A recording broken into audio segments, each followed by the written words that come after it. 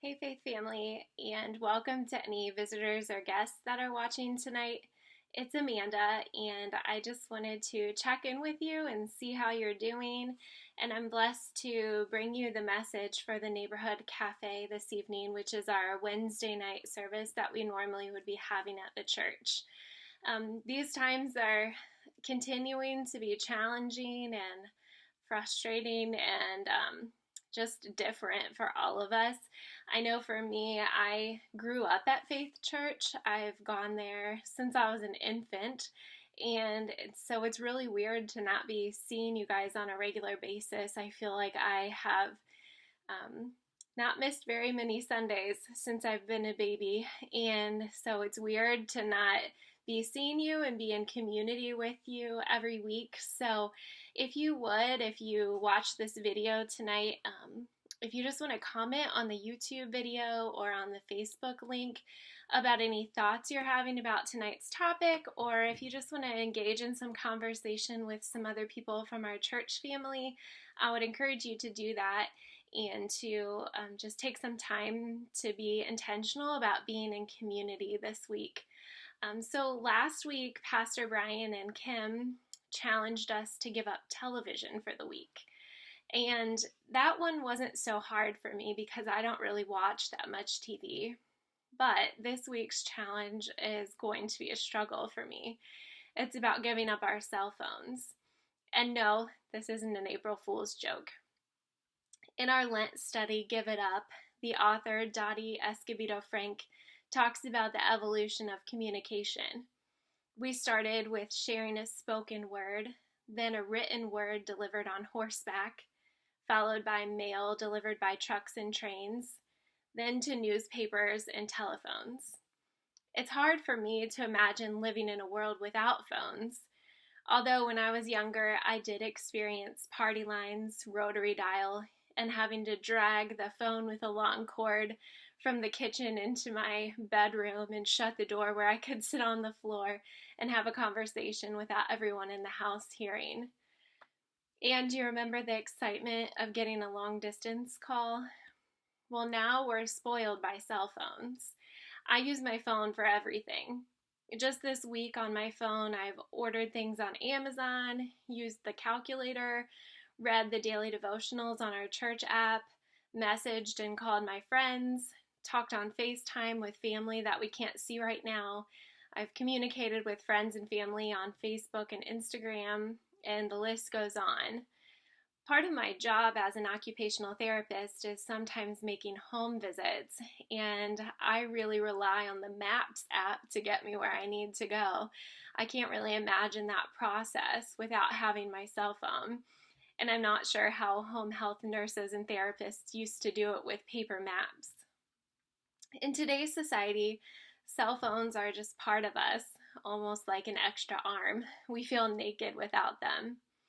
There was a day last week where I ran some errands and I left my phone at home on accident.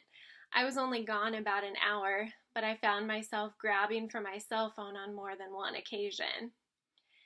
Cell phones seem to be a necessary tool in today's society, but the fact is that most of us are probably addicted to our phones.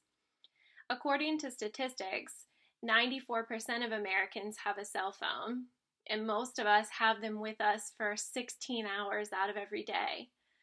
The statistics just keep getting more mind-boggling to me.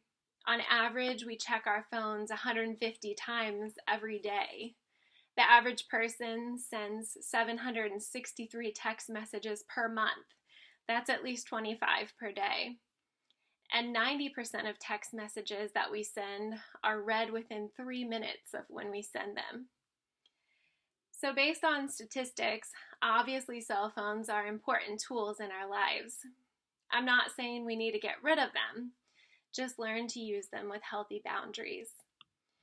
At the beginning of this study chapter, when I was preparing for tonight's message, the author referred to Daniel chapter 3 from the Bible, which I looked up before I started reading.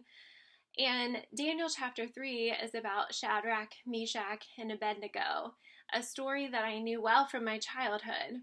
but I couldn't figure out what three guys in a fiery furnace had to do with cell phones. So I feel like the author of the book obviously says it best, and I'm just going to read a few paragraphs from her book, Give It Up. And I'm going to read these to you because I think that Escobedo Frank explains the biblical connection well. She says, "So what do cell phones have to do with Shadrach, Meshach, and Abednego? Let's dig a little and find out." The first part of the book of Daniel contains stories about 4 young men who were captured and taken to Babylon. They were named Daniel, Hananiah, Mishael, and Azariah.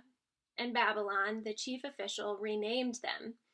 Daniel became Belteshazzar, Hananiah became Shadrach, Mishael became Meshach, and Azariah became Abednego. These 4 men, probably teenagers, were from Jerusalem's noble families, and they were chosen to be educated, trained, and prepared for leadership in Babylon. They were sent to a special school. They went to the best conferences on leadership.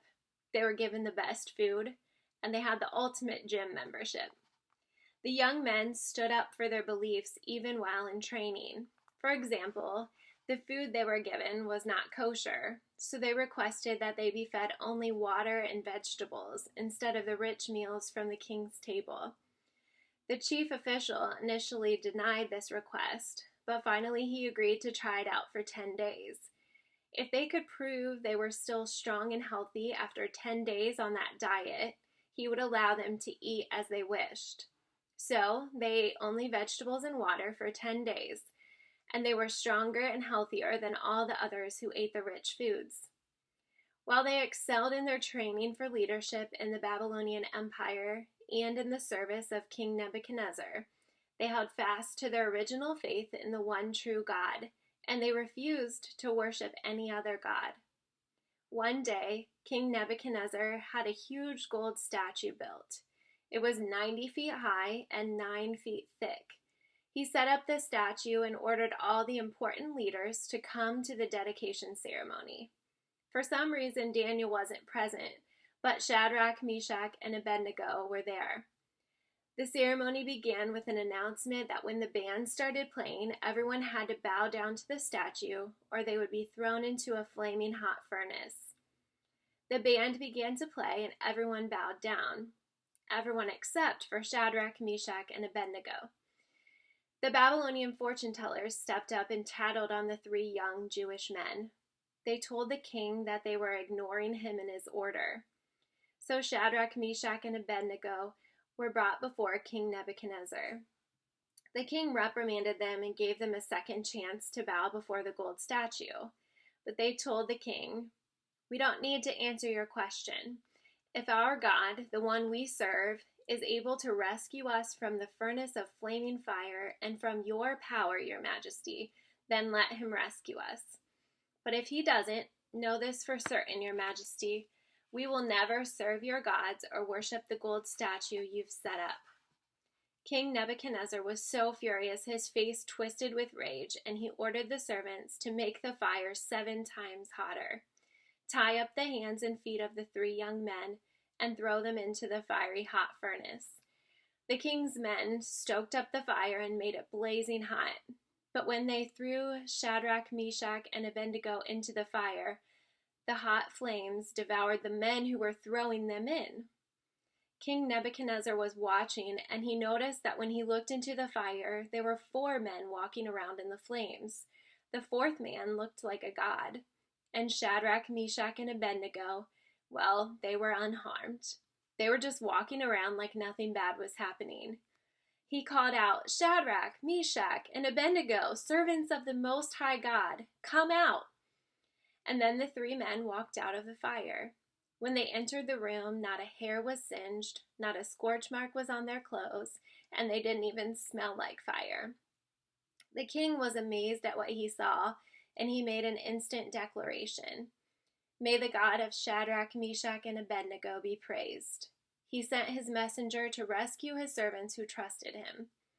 They ignored the king's order, sacrificing their bodies, because they wouldn't serve or worship any god but their own. I now issue a decree to every people, nation, and language. Whoever speaks disrespectfully about Shadrach, Meshach, and Abednego's God will be torn limb from limb and their house made a trash heap, because there is no other God who can rescue like this.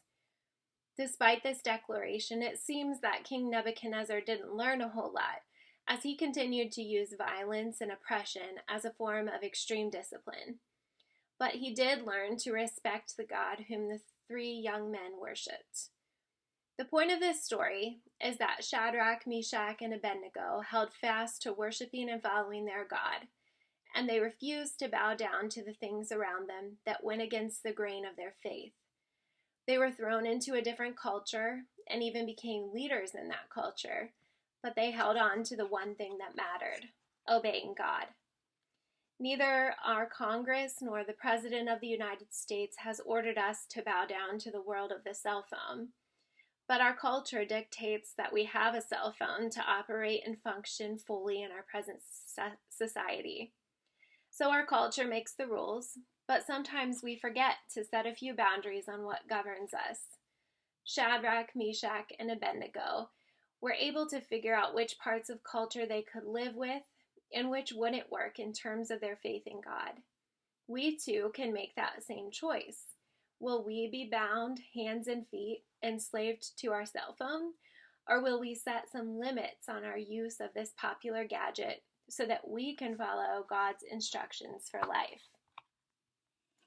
So this week, we're asking you to give up your cell phone, or at least set some boundaries for its use. That might look different for each of us. Maybe it means checking your phone just 3 times a day around meal times instead of the 150 times that we learned about in the statistics.